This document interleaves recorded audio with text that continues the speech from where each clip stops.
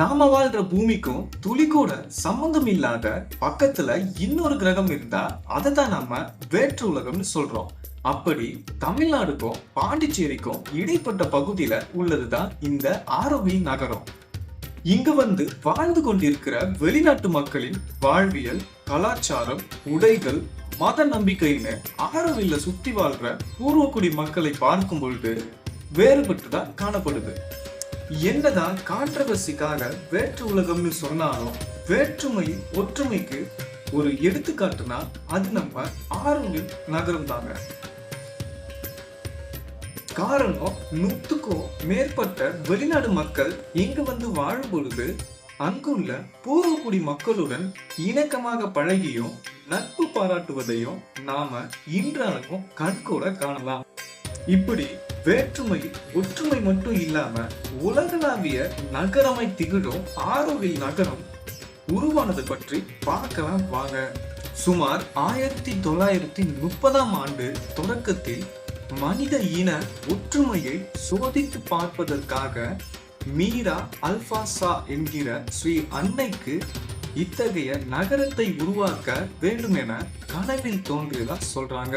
இத மெய்ப்பிக்கும் வகையில் 1960ஆம் ஆண்டு மத்தியில் பாண்டிச்சேரி ஸ்ரீ அரவிந்தோ ஆசிரமும் இது போன்ற நகரத்தை உருவாக்க வேண்டும் என ஸ்ரீ அன்னையிடம் தெரிவித்தது. பின்னர் இக்கருத்து இந்திய அரசாங்கத்தில் முன்வைக்கப்பட்டது. பின்னர் இந்திய அரசாங்கமும் தன் ஆதரவை அளித்தது. மேலும் இந்த கருத்து யுனெஸ்கோவின் பொது சபைக்கு எடுத்து சென்று 1966ஆம் ஆண்டு யுனெஸ்கோ இந்த கருத்தை எதிர்கால மனித சமுதாயத்திற்கு இது முக்கியமான திட்டம் என பாராட்டியது மட்டும் இல்லாமல் ஒருமனதாகவும் இந்த தீர்மானத்தை நிறைவேற்றியது. பிப்ரவரி 1968ஆம் ஆண்டு ஆரோவில்லின் தொடக்க விழாவில் நகரத்தின் மைய பகுதியான ஆலமரத்தின் அருகே இந்தியாவின் அனைத்து மாநிலங்கள் மட்டும் இல்லாமல் 121 நாடுகளின் பிரதிநிதிகள் சுமார் 5000 பேர்கள் கூடியிருந்தனர். இந்த பிரதிநிதிகள் தங்கள் சொந்த மண்ணில் இருந்து கொண்டு வந்த மண்ணை ஆம்பி தியேட்டரில் வைக்கப்பட்ட சலவை கல்லாலான தாமரை மொட்டு வடிவ தாழியில் இட்டனர். அதே நேரத்தில் 4 அம்சங்கள் கொண்ட ஆரோவில் சாசனத்தை ஸ்ரீ அன்னை அறிவித்தார். இவ்வாறு உருவானது இந்த ஆரோவில் நகரம். இந்த நகரத்தின் மக்கள் தொகை தொடர்ந்து வளர்ச்சி பெற்று வருவதா சொல்றாங்க. தற்போது வரை சுமார் 2500 பேர்கள் உள்ளதாகவும் இதுல இந்தியர்கள் சுமார் 1/3 பங்கு வசிப்பதாகவும் சொல்றாங்க.